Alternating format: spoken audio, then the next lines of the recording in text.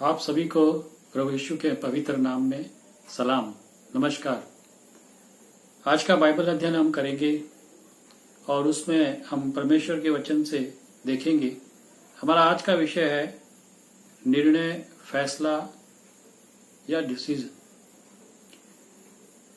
तीनों एक ही है, जैसे मैंने कहा, निर्णय, फैसला और डिसीजन।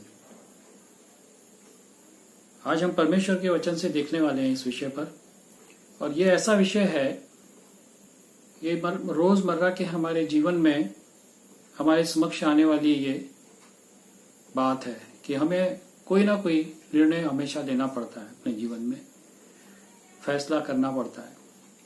जैसे जब हम कोई घर खरीदने जाते हैं अपने लिए, तो जब हम घर खरीदने जाते हैं, हम उस प्रॉपर्टी को देखते हैं और देखने के बाद जो है उस प्रॉपर्टी का जो सेल करने वाला है वो सब कुछ दिखाने के बाद हमसे पूछता है, भाई साहब आपका क्या फैसला है। तो हमें एक फैसले लेने पड़ते हैं। रोज के जीवन में, रोजमर्रा की बातों में हम फैसले लेते हैं और हमें हर फैसला जो है हम उस पर काफी सोचते हैं, विचार करते हैं और उसके बाद जो है हम उस फैसले को लेते हैं। ऐसा ही परमेश्वर के वचन से देखेंगे हम कि परमेश्वर के जनों ने, जिनके जीवन में हम देखते हैं कि कैसे उन्होंने फैसले लिए और उनके फैसले में उन्हें कैसे चुनौतियों का सामना करना पड़ा और कैसे उन्होंने जो है अपने फैसले में दृढ़ रहे और उन फैसलों का क्या परिणाम हुआ उनके जीवन में। तो आइए हम आज के अध्ययन को शुरू करते हैं, पर इससे पहले हम छोटी सी दुआ प्रार्थना करेंगे।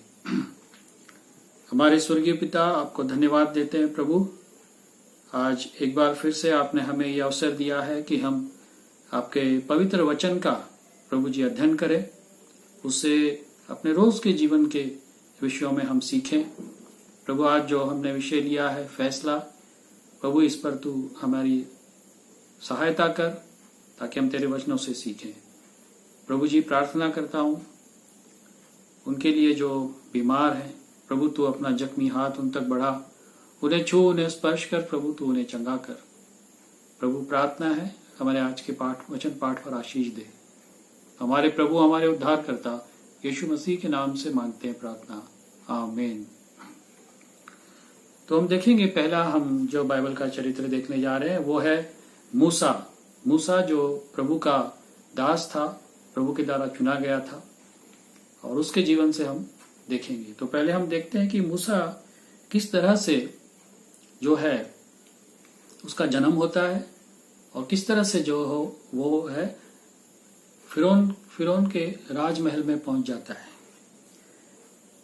जब इजरायली लोग फिरौन के अधीन में थे, इजिप्त की गुलामी में थे, तो इजिप्शियन जो थे, मिस्री जो थे, उनको बहुत सता रहे थे और उनकी ये आज्ञा थी राजा की कि किसी भी यहूदी अर्थात इब्रानी स्त्री का जो बच्चा पैदा होगा, यदि वह पुरुष है तो उसे मार डाला जाए, और यदि वो कन्या है, फीमेल है, तो उसे जो है छोड़ दिया जाए। इस तरह से फिरौन के राजा की आज्ञा थी। और उस आज्ञा के अनुसार अब देखते हैं कि जब मूसा का जन्म होता है तब उसकी माँ उसे संभालती है।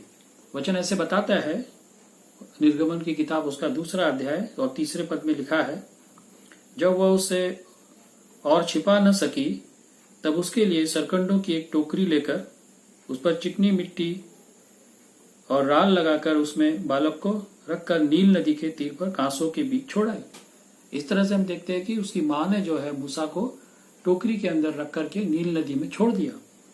और 5वें पद में हम पढ़ते हैं, तब फिरौन की बेटी नहाने के लिए नदी के तीर आई, उसकी सखियां नदी के तीर तीर टहलने लगी। तब उसने कांसों के बीच टोकरी को देखकर अपनी दासी को उसे ले आने के लिए भेजा, और जब उसने खोलकर देखा तो उसमें एक बालक था। तब फिरौन की बेटी ने वो बालक के लिए एक धाई को रखा जो उसकी दूध पिलाए, उसको पालन पोषण करे। और वचन ऐसा बताता है हमें 10 पद में, निर्गमन 2 उसका 10वां पद, जब बालक कुछ बड़ा हुआ तब वो उसे फिरौन की बेटी के पास ले गई और वो उसका बेटा ठहरा, और उसने ये कहकर उसका नाम मूसा रखा कि मैंने इसको जल से निकाल लिया। इस तरह से हम देखते हैं कि मूसा जो है फिरौन की बेटी का बेटा होकर के उस राजमहल में रहने लगा। वो तो एक छोटा बालक था, उसे नहीं पता था कि वो इब्रानी है, यहूदी है या मिस्री है। जब वो बालक वहां रहने लगा, रहते रहते जब वो जवान हो गया, बड़ा हो गया, तो हम वचन में पढ़ते हैं 11वें पद में लिखा है, उन दिनों में ऐसा हुआ कि जब मूसा जवान हुआ और बाहर अपने भाई बंधुओं के पास जाकर उनके दुखों पर दृष्टि करने लगा। जब उसे इस बात का पता चला, इब्रानियों का खत उसका 11 अध्याय और 24 पद में लिखा है, विश्वास ही से मूसा ने सयाना होकर फिरौन की बेटी का पुत्र कहलाने से इनकार किया। जब मूसा को यह बात पता चली विश्वास के द्वारा, जब उसे इस बात का निश्चय हो गया, विश्वास हो गया कि मैं तो एक यहूदी हूं, मैं एक इब्री हूं, मैं ये मिस्री नहीं हूं, मैं फिरौन के खानदान से नहीं हूं, के घराने से नहीं हूं, मैं एक इब्री हूं। तो वो वचन 11 में जैसे हमने पढ़ा कि जब वो बड़ा जवान हुआ और बाहर अपने भाई बंधुओं के पास जाकर उनके दुष्ट पर दृष्टि करने लगा। जब उसने इस बात को देखा तो उसने, वचन हमें बताता है कि उसने पुत्र कहलाने से इनकार कर दिया कि मैं अब फिरौन की बेटी का बेटा होकर के इस राजमहल में नहीं रहूंगा। अब जो है मैं अपने इन भाई बंधुओं के छुटकारे के लिए कुछ करूंगा। अपने भाई बंधुओं के लिए उसने छुटकारे के लिए, कि अपनी वास्तविक दशा को पहचानने के बाद उसने फिरौन की बेटी का बेटा होने से इनकार कर दिया। और पद 25 लिखता है, इब्रानियों का 11 अध्याय उसका 25 पद, इसलिए कि उसे पाप में थोड़े दिन के सुख भोगने से परमेश्वर के लोगों के साथ दुख भोगना और उत्तम लगा। यहाँ पे लिखा है कि उसको अपने लोगों के साथ, परमेश्वर के लोगों के साथ दुख भोगना उत्तम लगा। प्रभु के प्रियो, वो तो एक राजघरान में रहता था, राजमहल में रहता था, उसका राजसी जीवन था।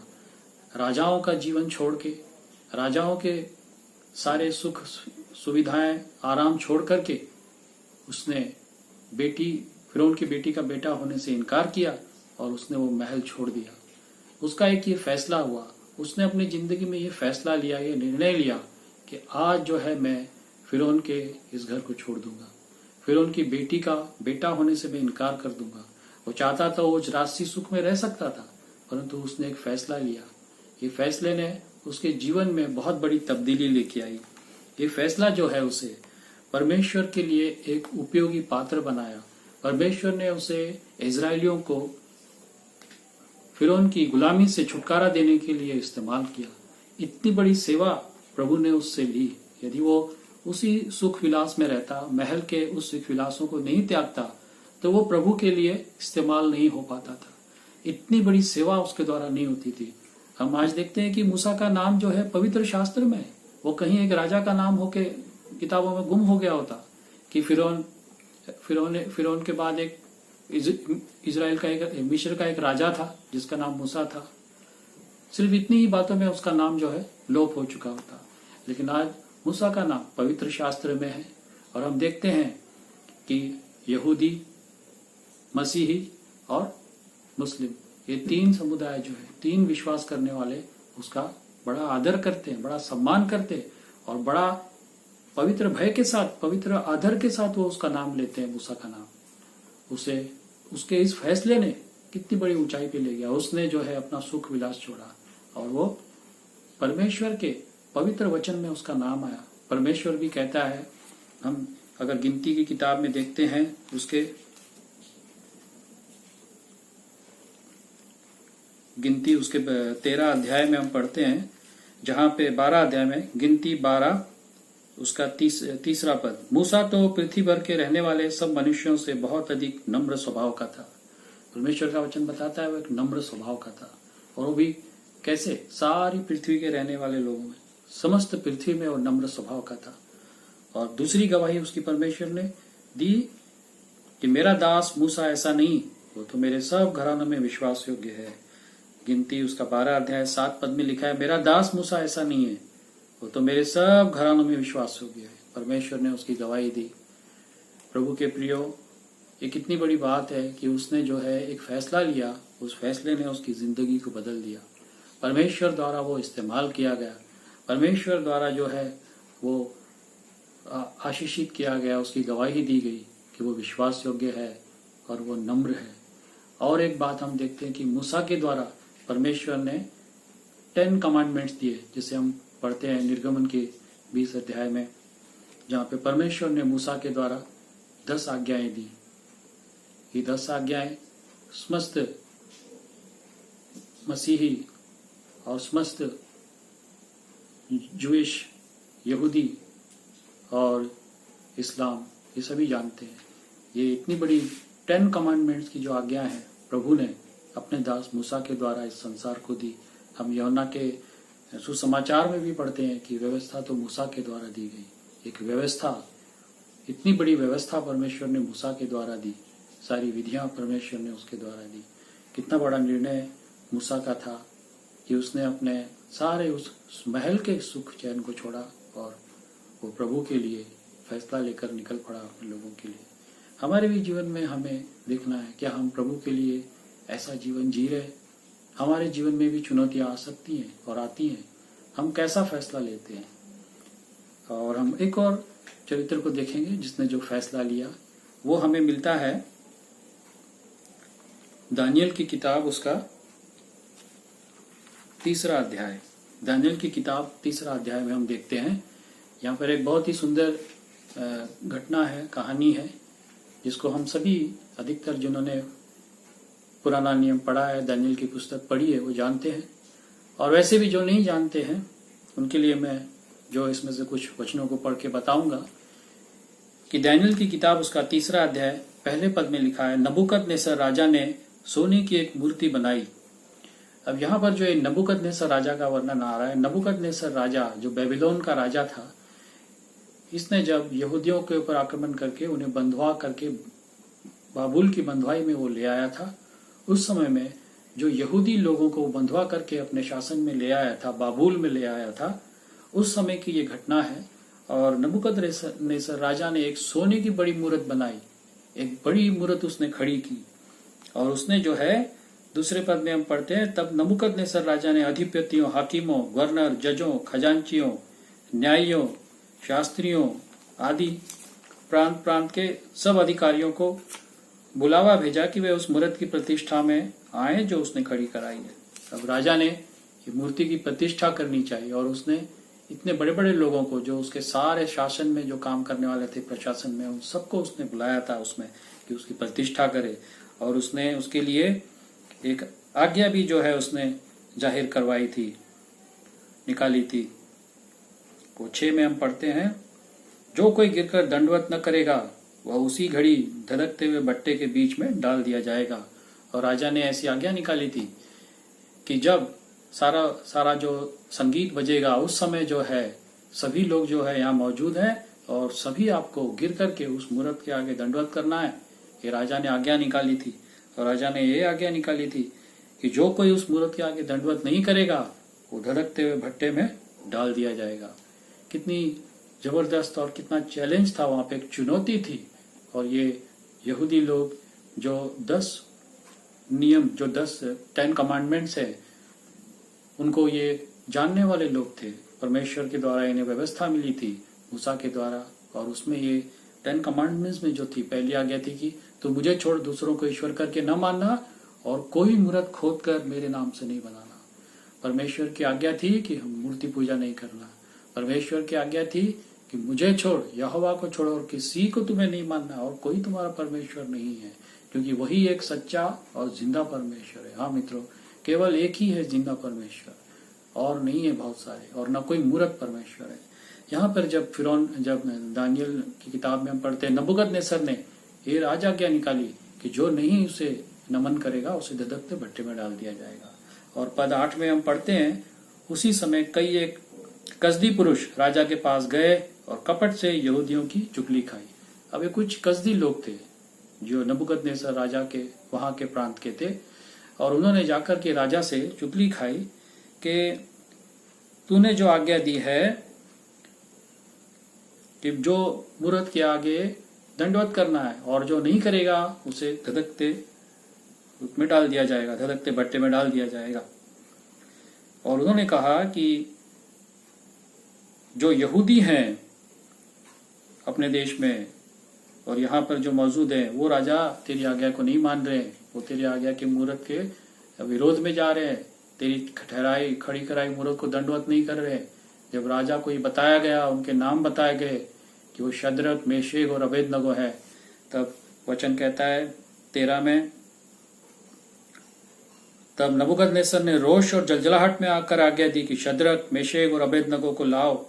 तब वे पुरुष राजा के सामने हाजिर किए गए और नबूकदनेस्सर ने उनसे पूछा, हे शद्रक, मेशक और अबेदनगो, तुम लोग जो मेरे देवता की उपासना नहीं करते और मेरी खड़ी कराई हुई सोने की मूरत को दंडवत नहीं करते, सो क्या तुम जानबूझकर ऐसा करते हो? अब राजा उनसे सवाल कर रहा है, और जब सवाल कर रहा है तभी सारे प्रशासन के लोग, सारे अधिपति, सब बड़े बड़े गवर्नर, जज वहां पे मौजूद हैं। और ये तो गुलाम हैं, गुलामी में आए हैं, साधारण लोग हैं, यहूदी हैं और परमेश्वर के वचन को जानने वाले हैं। परंतु उनसे राजा सवाल करता है कि क्या तुम ये जानबूझ के कर रहे हो?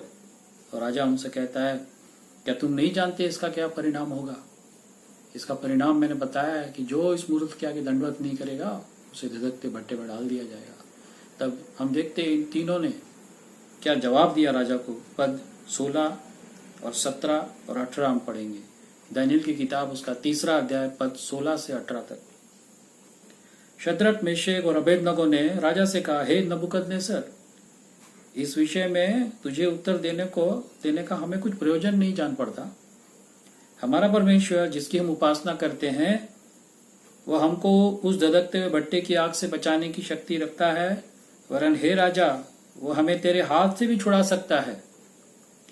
परंतु यदि नहीं तो हे राजा, तुझे मालूम हो कि हम लोग तेरे देवता की उपासना नहीं करेंगे और न तेरी खड़ी कराई हुई सोने की मूरत को दंडवत करेंगे। राजा से उन्होंने स्पष्ट कह दिया कि हे राजा, हमारा परमेश्वर जिसकी उपासना करते बहुत सामर्थी है, वो हमें धधकते हुए भट्टे की आग से बचा सकता है। क्योंकि इन्होंने देखा था कि किस तरह से परमेश्वर ने जब इनको मिस्र की गुलामी से छुड़ाया था तो किस तरह से परमेश्वर ने बड़े बड़े आश्चर्य के कर्म किए थे, बड़े बड़े सामर्थ के काम किए थे वहां फिरौन के सामने, और किस तरह से परमेश्वर ने लाल समुद्र को 2 भाग करके इनके लिए रास्ता निकाला था। तो महान परमेश्वर है, सामर्थी परमेश्वर है हमारा, इस बात को वो जानते थे। इसलिए उन्होंने कहा कि राजा, ये आग के भट्टे से वो हमें बचाने की सामर्थ्य रखता है, वो हमें तेरे हाथ से भी छुड़ा सकता है। तू राजा है तो क्या हुआ, परंतु हम अपने परमेश्वर को छोड़ो और किसी की उपासना नहीं करेंगे। और उन्होंने स्पष्ट शब्दों में राजा से कह दिया कि हम जो है तेरी सोने की मूरत के आगे दंडवत नहीं करेंगे, हम उसकी उपासना नहीं करेंगे।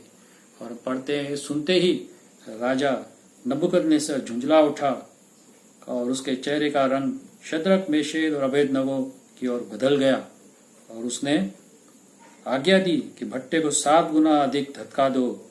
अब उसने भट्टे को और भड़का दिया, उसका क्रोध जैसा भड़का, जैसा उसका क्रोध, वो जलजलाहट उसके चेहरे पे आई, उसका क्रोध जैसा बढ़ गया, वैसे ही उसने धधकते हुए भट्टे को 7 गुना और बढ़ा दिया। कितना बड़ा चैलेंज था इन मित्रों, इन प्रभु के विश्वासियों का, ये प्रभु के दासों का, शद्रक, मेशक और अबेदनगो का। इन्होंने कितना बड़ा चैलेंज स्वीकार कर लिया, इतनी बड़ी चुनौती इन्होंने दी कि इन्होंने अपने आप को अर्पण कर दिया, अपने आप को दे दिया इन्होंने परमेश्वर के आगे कि चाहे कुछ भी हो जाए पर हम तेरी मूरत के आगे नहीं झुकेंगे, दंडवत नहीं करेंगे। और हम देखते हैं कि राजा ने जब इनको उस धधकते हुए भट्टे में डलवा दिया, लिखा है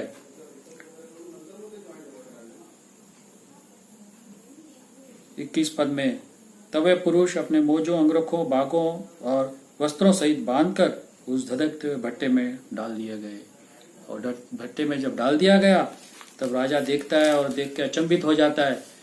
3 अध्याय इसके 24 पद में लिखा है, तब नबूकदनेस्सर राजा अचंभित हुआ और घबरा कर उठ खड़ा हुआ और अपने मंत्रियों से पूछने लगा, क्या हमने उस आग के बीच में 3 ही पुरुष बंधे हुए नहीं डलवाए? उन्होंने राजा को उत्तर दिया, हाँ राजा, सच बात तो है।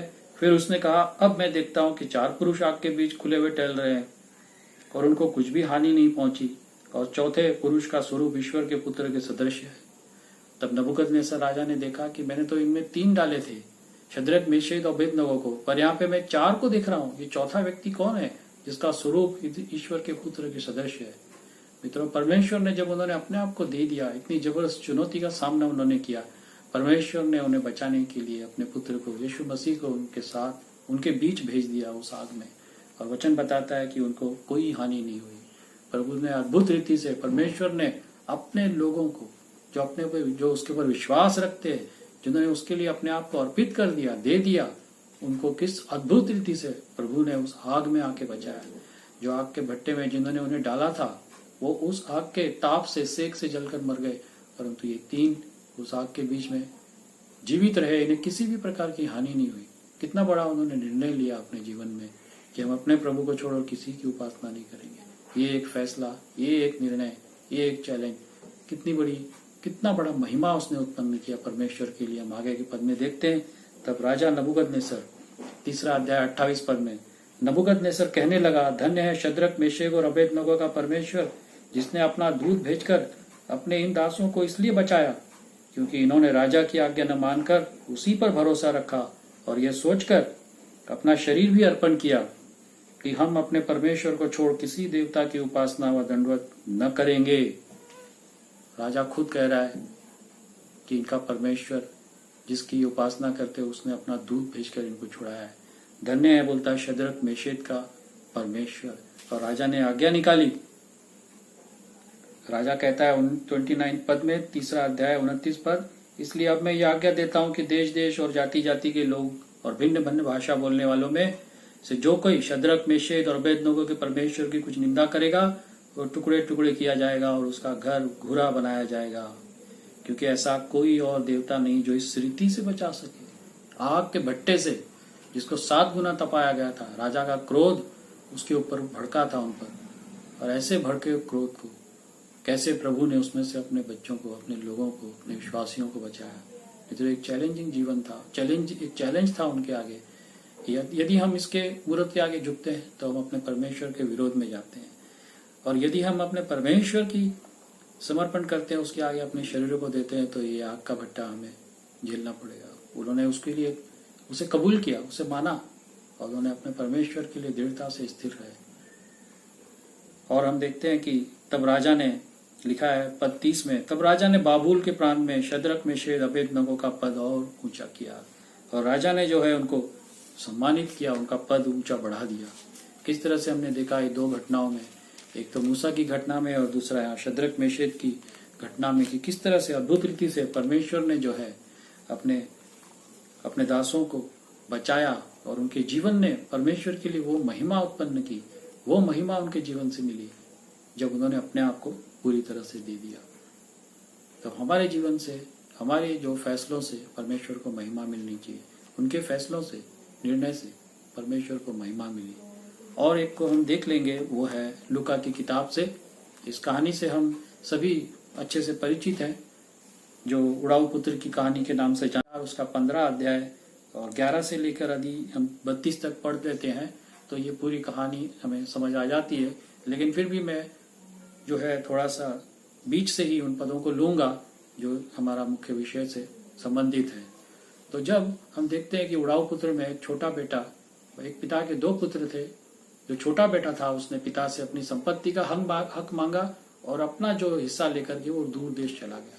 और जब वो वहां पे सब संपत्ति कुकर्म में, वैश्याओं में, गलत संगति में उड़ा डालता है, तो उसकी दशा जो है एक दुर्दशा हो जाती है, और वो सूअरों को चराता है और सूअरों के साथ रहता है। उन्हीं के साथ वो फलियां जो सूअर खाते थे, चारा, वो खाने लगता है। जब इतनी दुर्दशा में था, इतनी बुरी हालत में था, तो हम देखते हैं कि पद 17 में, जब वो अपने आपे में आया तब कहने लगा कि मेरे पिता के कितने ही मजदूरों को भोजन से अधिक रोटी मिलती है और मैं यहाँ भूखा मर रहा हूँ। अब मैं 18 पद में, मैं अब उठकर अपने पिता के पास जाऊंगा। अब उसने एक फैसला किया। जब वो अपने आपे में आया, जब वो अपने होश में आया, अपने आपे में आया, तो उसने एक फैसला लिया कि मैं अपने पिता के पास जाऊंगा, मैं पिता के पास लौट जाऊंगा। ये एक उसका निर्णय था। वहां पे एक फैसला किया उसने, और ये फैसला सिर्फ फैसला नहीं था, इसके अंदर एक पश्चाताप था। उसने क्या कहा कि पिता के पास जाऊंगा और उससे कहूंगा कि पिताजी, मैंने स्वर्ग के विरोध में और तेरी दृष्टि में पाप किया है। मतलब मैंने जो किया है पिता, वो पाप मैं तेरे आगे मानता हूँ, कबूल करता हूँ। उसके जीवन में फैसले में केवल फैसला नहीं था कि मैं सिर्फ पिता के पास जाऊंगा, लेकिन एक पश्चाताप की फैसला था उसका। ये उसके पश्चातापी फैसले ने उसकी जिंदगी को बदल दिया। लिखा है कि जब वो जाने लगा तो उसका पिता, तब वो उठकर अपने पिता के पास चला। वह अभी दूर ही था कि उसके पिता ने उसे देखकर तरस खाया और दौड़कर उसे गले लगाया और बहुत चूमा। जैसे ही पिता ने उसको देखा, पिता ने उसे दौड़कर जाकर के अपने गले लगाया, चूमा। यहाँ पे हम एक पिता का हृदय देखते हैं कि पिता परमेश्वर कितना हमसे प्यार करता है। जब वो दूरी था तब उसने उसे गले लगा लिया। परमेश्वर भी जब हम उसके पास लौटते हैं पश्चातापी हृदय से, तो हमें पहचान लेता है, क्योंकि परमेश्वर सर्वज्ञानी है। वो हमारे हृदय से भी अधिक हमें जानने वाला परमेश्वर है। परमेश्वर ने उसे जान लिया कि इसके हृदय में पश्चाताप है और ये मेरा बेटा लौट आ रहा है मेरे पास। और जब उसका ये पश्चाताप का फैसला लेकर के वो चला, तो इसके फैसले ने उसकी जिंदगी को बदल दिया। लिखा है,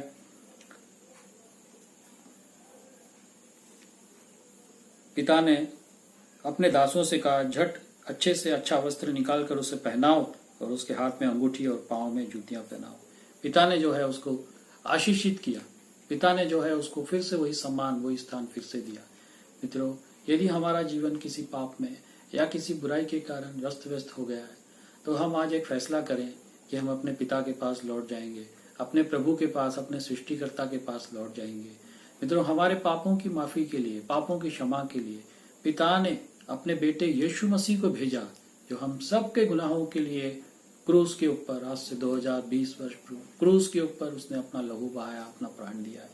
जो कोई उसके द्वारा पिता के पास आता है वो उसका उद्धार करता है, अर्थात पापों की क्षमा देता है और उसका जीवन बदल जाता है। मित्रों, एक फैसला आपका, एक निर्णय आपका, पश्चाताप का फैसला आपके जीवन को बदल देगा। आपको स्वर्गीय स्थानों में पिता के साथ वही सम्मान, वही आदर पिता हमें फिर से देने को तैयार है। और पिता चाहता है कि जो हम उससे दूर चले गए, हम उसके पास लौट आए अपने जीवन में, अपने पापों से पश्चाताप करके अपने पिता के पास। और एक चरित्र को हम देखेंगे जो हमें मिलता है यहोशू की पुस्तक में, यहोशू की किताब, उसका 24वां अध्याय। वहां पे हम पढ़ते हैं 15वां पद में, यहोशू उसका 24वां अध्याय और 15 पद, जहाँ पे लिखा है, यहोशू ने कहा, मैं तो अपने घराने समेत यहोवा ही की सेवा नित्य करूंगा। उसने कहा, मैं तो अपने घराने के साथ। यहोशू जिसे परमेश्वर ने इजरायलियों की अगुवाई के लिए मूसा के बाद स्थापित किया था, उसे प्रभु ने ठहराया था कि अब जो है तू जो है इजराइल को उस प्रतिज्ञा के देश में, जो देश मैंने देने की शपथ उनके पूर्वजों से खाई थी, वो देश मैं इनको देने के लिए अब तुझे अगुवाई करूंगा। अब तुझे इनकी प्रतिनिधित्व करना है, क्योंकि मूसा मर चुका था। और मूसा के बाद परमेश्वर ने यहोशू को रखा, और यहोशू ने जब उस प्रतिज्ञा के देश में प्रवेश किया, समस्त इजराइल ने जब उस प्रतिज्ञा के देश में प्रवेश किया, तब यहोशू कहता है अपने इस वचन में कि मैं और मेरा घराना, तो हम तो नित्य यहोवा की सेवा करते रहेंगे। और उसने लोगों के सामने ये बात को रखा कि आप जो है अपना फैसला आप रखिए, आप किसकी सेवा करना चाहते हैं, उसकी जिनको आप नहीं जानते, उन मूर्तियों की जिनके विषय में आप नहीं जानते, या उन देवताओं की जो पराये हैं, जिनका कोई अस्तित्व नहीं, जो मनुष्य की भटकी हुई अवस्था के कारण है, परंतु मैं जीवित परमेश्वर की, सच्चे परमेश्वर की मैं जो है सेवा करूंगा। जब हम गिनती की किताब में आते हैं, गिनती की किताब में हम देखते हैं कि किस तरह से यहोशू के बारे में लिखा गया है। हम देखेंगे गिनती की किताब, उसका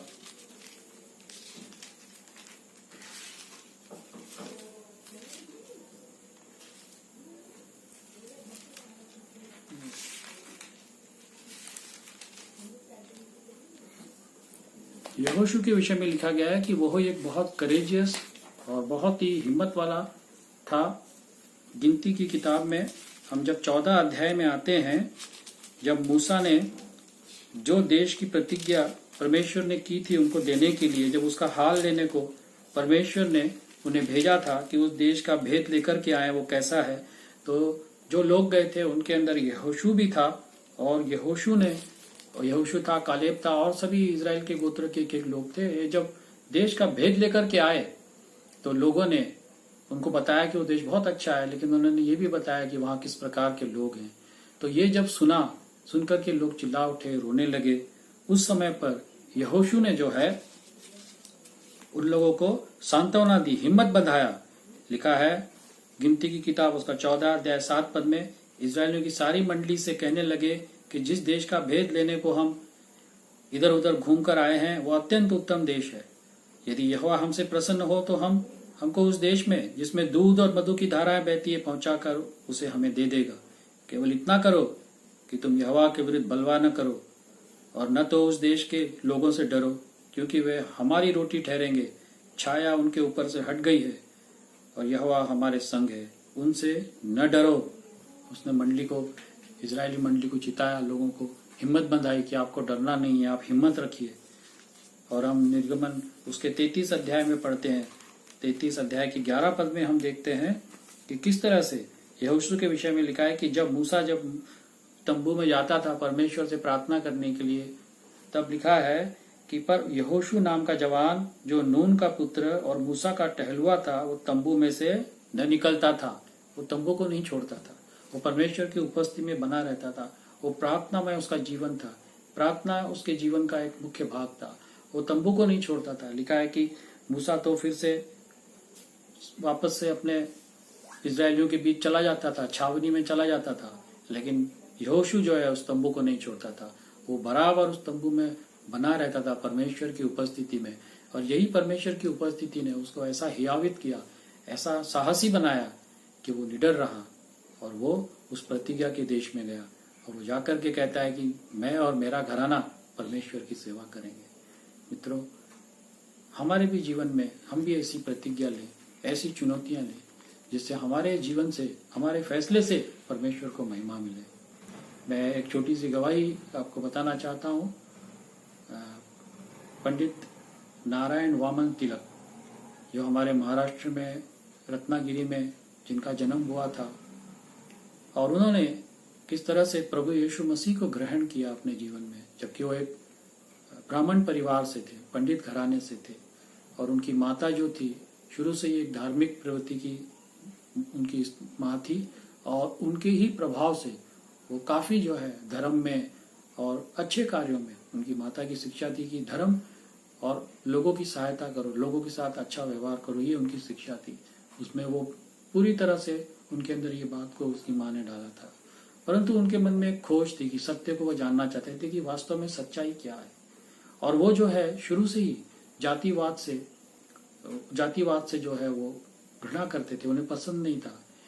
ये घटना है 1869 की, सन 1869 में जब उनका जन्म हुआ। उसके बाद जैसे जैसे वो बढ़ने लगे आयु में, तो जैसे वो जवान हुए तो अपनी जवानी में उन्होंने इस जो जातिवाद है ये उन्हें पसंद नहीं था, उससे वो घृणा करते थे। और उन्हें एक और बात पसंद नहीं आती थी कि मूर्ति पूजा, वो मूर्ति पूजा को भी पसंद नहीं करते थे। और इसलिए वो धर्म की खोज, सच्चाई की खोज में थे। और इसी खोज में वो निकल गए और उन्होंने कई कोशिशें की। उनका विचार ये था कि जब तक हमारा जो भारत देश है इसमें धार्मिक जागृति नहीं आएगी, धर्म के विषय में सच्ची जागृति नहीं आएगी, एक सच्चाई नहीं आएगी, तब तक हमारा देश जो है एक आगे नहीं बढ़ सकता है, प्रगति के पथ पे नहीं आ सकता है। इसलिए उन्होंने अपने तरफ से सोचा कि मैं कुछ ऐसा धर्म बनाऊं जिसमें आडंबर या कट्टर धार्मिक प्रवृत्तियां नहीं हो, उनसे छुटकारा मिले, उनसे पिन छुड़े, तब हमारा देश जो बढ़ेगा। और उन्होंने कुछ करने का प्रयास किया, परंतु उसमें वह सफल रहे। फिर वो किसी एक धनवान व्यक्ति के पास, जिनके पास कई संस्कृत के ग्रंथ थे, और उनकी इच्छा ये थी कि इन ग्रंथों का कोई मराठी भाषा में अनुवाद करे। और उनसे वामन तिलक की मुलाकात हो जाती है, नारायण वामन तिलक की। तो वो उन्हें कहते हैं कि मैं आपका ये कार्य करने के लिए तैयार हूँ। और वो सभी ग्रंथों का वो अनुवाद करते हैं और ग्रंथ पढ़ते हैं। तो उससे जो है वो काफी धर्म के विषय में, ये सब बातों में उनका ज्ञान बढ़ जाता है, वो बहुत सी बातें उससे सीखते हैं। तब वो कहते हैं कि मैंने इसमें 5 बातें ऐसी मेरे सिद्धांत बनाए हैं। पहला एक है कि परमेश्वर सृष्टिकर्ता एक है, जो सारी मानव जाति का बनाने वाला है, और हम सब उसी के हैं। और दूसरा उनका ये था कि सृष्टि जो है ये सबसे अच्छा धर्म ग्रंथ है, जो परमेश्वर के विषय में बताता है कि सृष्टि को जब हम देखें तो यही हमें परमेश्वर के विषय में बताती है कि परमेश्वर एक सृष्टि करता है। और तीसरा उनका था कि कोई पुनर्जन्म या कोई रीबर्थ, बार बार जन्म होना, ये सब कोई नहीं है। उनका इसके ऊपर विश्वास नहीं था। और चौथी बात उनकी थी कि मूर्ति पूजा। मूर्ति पूजा से जो है वो चाहते थे कि उनका मूर्ति पूजा जो है ये घृणित है, ये नहीं होनी चाहिए। वो सृष्टिकर्ता, वो परमेश्वर, वो सच्चा है। और पांचवी बात थी उनकी कि परमेश्वर और मनुष्यों से प्रेम। प्रेम ये बहुत जरूरी है इंसानी जीवन में। तो ये जो 5 सिद्धांत उन्होंने बनाए थे, और ये जब इसके द्वारा वो सत्य की खोज कर रहे थे, तो जब एक बार वो नागपुर से राजनांदगांव की ओर जा रहे थे ट्रेन में, ये घटना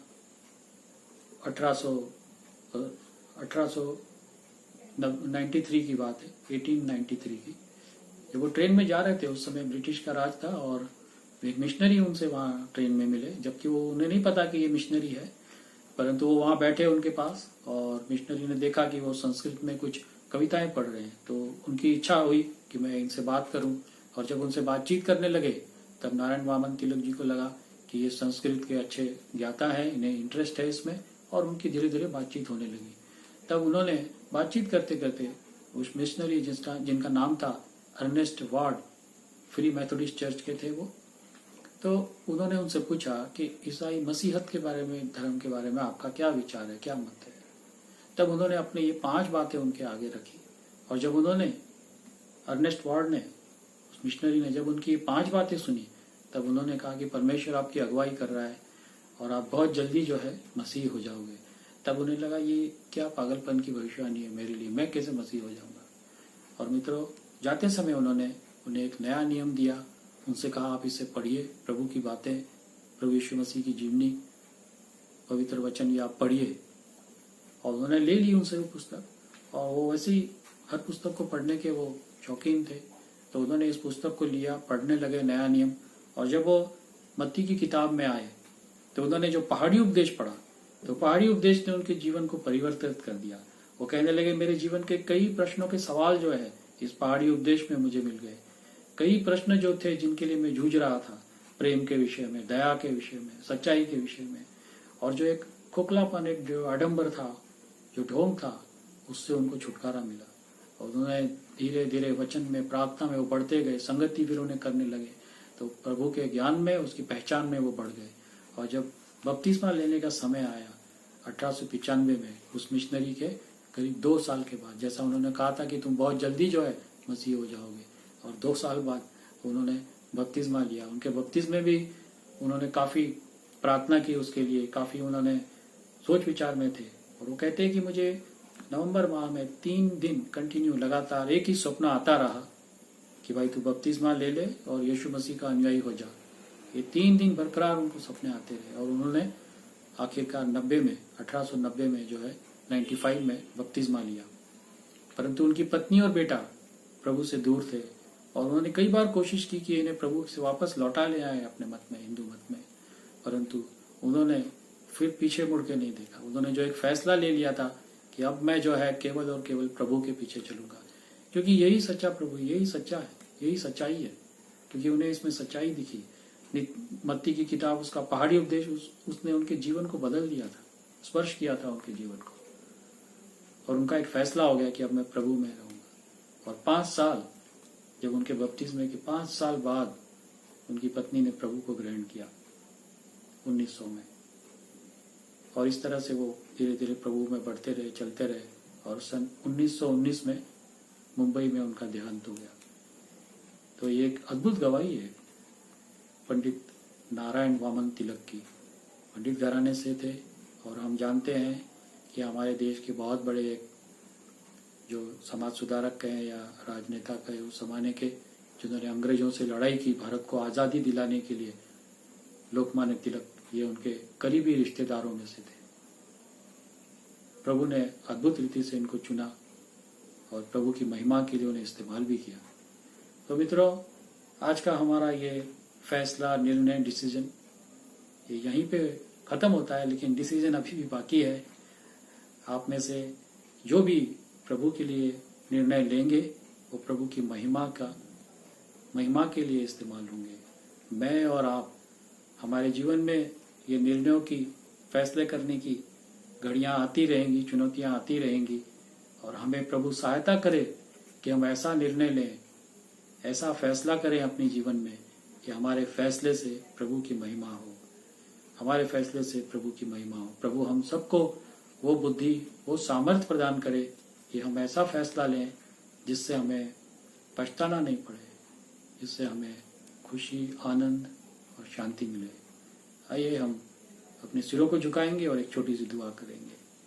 हमारे स्वर्गीय पिता, आपको धन्यवाद देते हैं आज के प्रभु इस वचन पाठ के लिए, जो हमने देखा कि फैसला जीवन में हमें लेना है, और वो हमें आज लेना है। फैसले का वक्त है कि हम अपना जीवन जीवित परमेश्वर को सौंपें, उसके सानिध्य में आए, उस खुदावन को पुकारें जिसने हमारे लिए अपने बेटे यीशु मसीह को दे दिया, और एक फैसला लेकर, जिस तरह से नारायण वामन तिलक ने फैसला लिया, वो प्रभु के पास आए, प्रभु को अपना जीवन समर्पित किया और प्रभु के लिए जिए।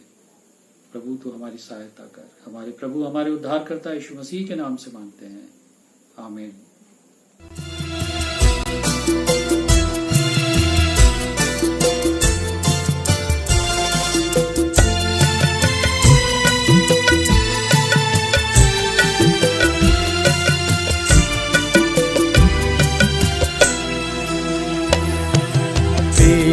अनोखा पिता किसान, जिसने ये बोया कितना महान। पेड़ अनोखा पिता किसान, जिसने ये बोया कितना महान। कितना है वो महान, कितना है वो महान।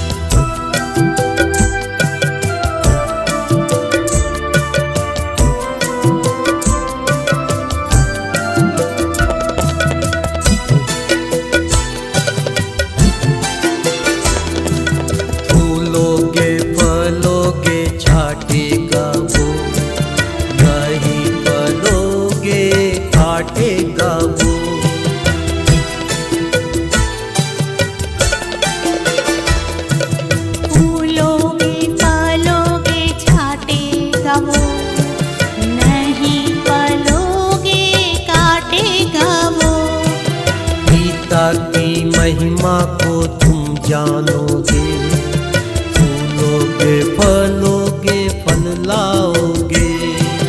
पिता की महिमा को तुम जानोगे, फूलोगे, फलोगे, फल लाओगे। कितना है वो महान, कितना है वो महान।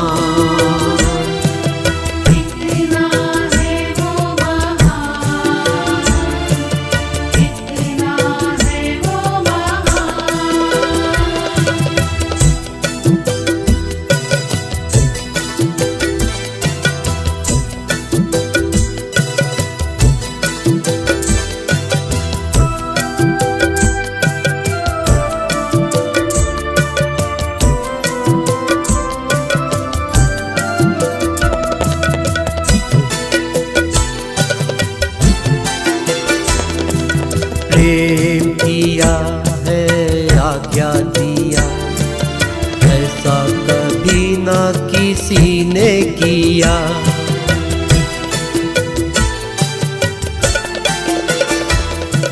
प्रेम किया है, आज्ञा दिया, ऐसा कभी ना किसी ने किया। आज्ञा का यीशु ने पालन किया, जीवन में आनंद यीशु ने दिया। आज्ञा का पालन यीशु ने किया, जीवन का आनंद यीशु ने दिया। कितना है वो महान, कितना है वो महान।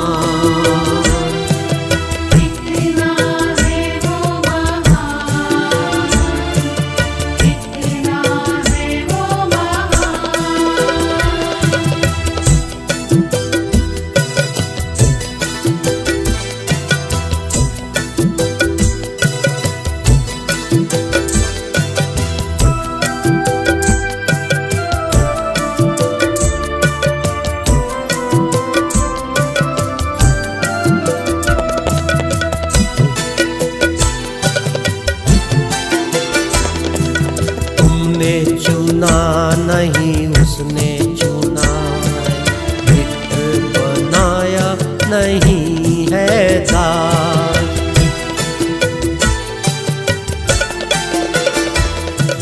तुमने चुना नहीं उसने चुना है, मित्र बनाया नहीं है दास। उसकी शरण में जब जाओगे, जैसा तुम चाहोगे फल पाओगे।